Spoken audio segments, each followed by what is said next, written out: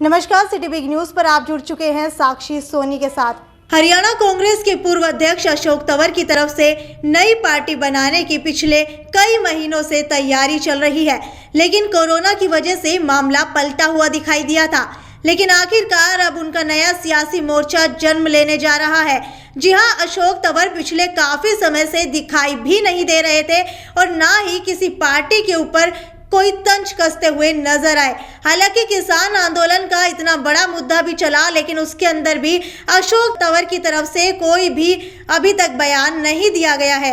लेकिन आपको बता देते हैं कि 25 फरवरी को अशोक तंवर दिल्ली के कॉन्स्टिट्यूशनल क्लब में एक नए मोर्चे से घोषणा करने जा रहे हैं। यही मोर्चा आगे जाकर सियासी दल बन सकता है।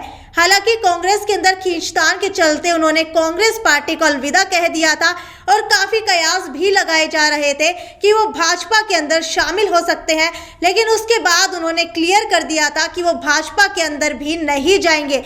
लेकिन अब साफ हो गया है कि 25 फरवरी को अशोक तंवर नए मोर्चे के गठन के वक्त अलग अलग जगह से वीडियो कॉन्फ्रेंसिंग के जरिए 100 से ज्यादा समर्थकों को अपने साथ जोड़ेंगे और उनके 100 से ज्यादा समर्थक उनके साथ जुड़ेंगे भी।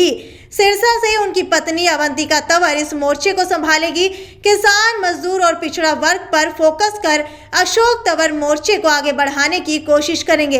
आने वाले 5 महीनों के अंदर एलनाबाद और कालका विधानसभा सीट पर चुनाव होने जा रहा है, जो कि तंवर के नए सियासी दल के लिए पहली परीक्षा होगा। तंवर अब इस समय फोकस कर रहे हैं एलनाबाद की विधानसभा सीट पर। अपने मोर्चे के जरिए तंवर एलनाबाद में दिखाने की कोशिश करेंगे कि उनमें अभी भी दमखम बाकी है। वैसे भी एलनाबाद विधानसभा सीट उनके लिए लोकसभा सीट सिरसा का ही हिस्सा है। तंवर 2009 में सिरसा लोकसभा सीट से सांसद बने थे।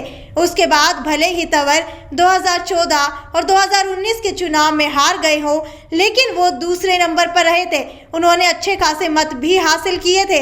अशोक तंवर जाटव समाज से संबंध रखते हैं और एलनाबाद में जाटव मतदाताओं की संख्या 9.5% के करीब है। ऐसे में जाटव वोट हार जीत में निर्णायक भूमिका निभा सकते हैं। फिलहाल इस बार इनेलो, बीजेपी जेजेपी गठबंधन और कांग्रेस के बीच में मुकाबला रहने वाला नजर आ रहा है।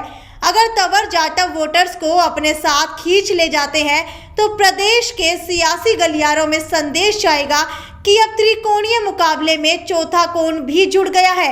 हरियाणा के ही पड़ोसी राज्य पंजाब में ठीक 1 साल बाद विधानसभा चुनाव होने जा रहे हैं। तंवर का शायद मुख्य लक्ष्य भी पंजाब विधानसभा चुनाव है, लेकिन पंजाब में दलित वोटर्स की संख्या 30% से ज्यादा है। ऐसे में तंवर की नई पार्टी के जरिए पंजाब में भी तंवर बड़ी ताकत बनने की कोशिश करेंगे। फिलहाल पंजाब में मुख्य मुकाबला कांग्रेस, शिरोमणि दल और आम आदमी पार्टी के अलावा बीजेपी में ही माना जा रहा है। अगर तंवर की पार्टी एलनाबाद चुनाव में अच्छा कर जाती है तो इससे उनका हौसला बढ़ेगा और वो पंजाब के 4 कोणीय मुकाबले को 5 कोणीय बनाने में समय नहीं लगाएंगे।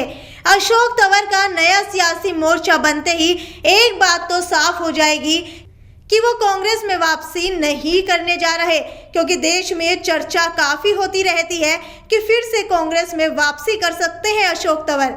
तंवर की नई पार्टी जितने ज्यादा वोट लेगी उतना ही कांग्रेस को नुकसान होगा, क्योंकि जाटव बिरादरी को कांग्रेस का ही वोटर माना जाता है। नए मोर्चे के जरिए तंवर की कोशिश रहेगी कि वो अपने प्रतिद्वंदी और पूर्व सीएम भूपेंद्र सिंह हुड्डा को मात दे सके, क्योंकि आखिरकार पार्टी छोड़ने की वजह भी भूपेंद्र सिंह हुड्डा ही थे। एलनाबाद विधानसभा में संभावना यही है कि वहां से कांग्रेस की तरफ से हुड्डा समर्थक को चुनावी मैदान में उतारा जाएगा। सत्तारूढ़ बीजेपी जेजेपी गठबंधन है, मुख्य विपक्षी दल कांग्रेस और इनेलो के बीच में मुकाबला हालांकि माना जा रहा है। ऐसे में तंवर चाहेंगे कि जाटव से ज्यादा सेंध लगाकर कांग्रेस उम्मीदवार की हार को सुनिश्चित किया जाए, ताकि वो मुकाबले से बाहर हो जाए और तीसरे स्थान पर सिमट जाए। अब देखने वाली बात यह है कि अशोक तंवर अपने नए मोर्चे से कितना कमाल दिखा पाते हैं और क्या वो अपने दमखम के ऊपर मायावती की तरह ही एक बड़ी पार्टी खड़ी कर पाते या नहीं कर पाते। ये तो आगे आने वाले विधानसभा चुनाव में ही देखने को मिलेगा।